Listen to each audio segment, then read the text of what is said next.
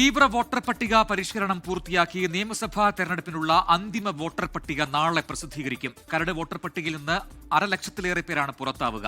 2.69 കോടി വോട്ടേഴ്സാണ് അന്തിമ പട്ടികയിൽ ഇടം നേടിയത്. ഡിസംബറിൽ പ്രസിദ്ധീകരിച്ച കരട് വോട്ടർ പട്ടികയിൽ 24 ലക്ഷം പേർ പുറത്തായിരുന്നു. മരിച്ചവർ, വിദേശ പൗരത്വം സ്വീകരിച്ചവർ ഉൾപ്പെടെ 53,229 പേർ കൂടി ഹിയറിംഗിനു ശേഷം വോട്ടർ പട്ടികയിൽ നിന്നൊഴിവായി. കൂടാതെ കരട് പട്ടികയിൽ നിന്ന് 15,11,292 വോട്ടർമാരുടെ വർധനവും കൂടിച്ചേർത്താണ് 2,69,53,644 പേർ അന്തിമ പട്ടികയിൽ ഇടം നേടിയത്. 4,24,518 പുതിയ വോട്ടർമാരും ഇതിൽ ഉൾപ്പെടുന്നു. അന്തിമ വോട്ടർ പട്ടിക നാളെ പ്രസിദ്ധീകരിക്കും.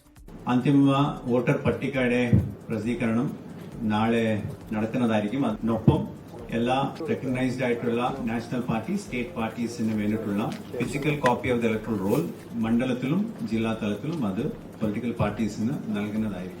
തദ്ദേശ സ്വയംഭരണ തെരഞ്ഞെടുപ്പ് വോട്ടർ പട്ടിക താരതമ്യപ്പെടുത്തിയാൽ 30 ലക്ഷത്തോളം പേരെ SIR-നു ശേഷം വോട്ടർ പട്ടികയിൽ നിന്ന് ഒഴിവാക്കിയതായി CPIM പ്രതിനിധി MV ജയരാജൻ ആരോപിച്ചു.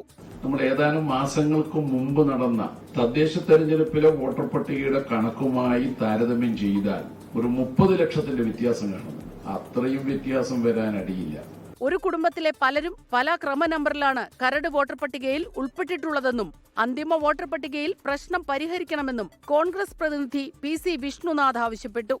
നാളെ വോട്ടർ പട്ടിക പ്രസിദ്ധീകരിച്ച ശേഷം രാഷ്ട്രീയ പാർട്ടികളുടെ യോഗം വീണ്ടും വിളിക്കുമെന്നും ആരോപണങ്ങൾ പരിശോധിക്കുമെന്നും രത്തൻ യു ഖേൽക്കർ മറുപടി നൽകി. 24 തിരുവനന്തപുരം. ലോകത്തെവിടെയായാലും ഏത് സമയത്തും 24 വാർത്തകളും ഓഗ്മെന്റഡ് റിയാലിറ്റി പാക്കേജുകളും എക്സ്പ്ലെയിനറുകളും വിശദമായി കാണാൻ ഞങ്ങളുടെ YouTube ചാനൽ നിങ്ങൾക്ക് സബ്സ്ക്രൈബ് ചെയ്യാം.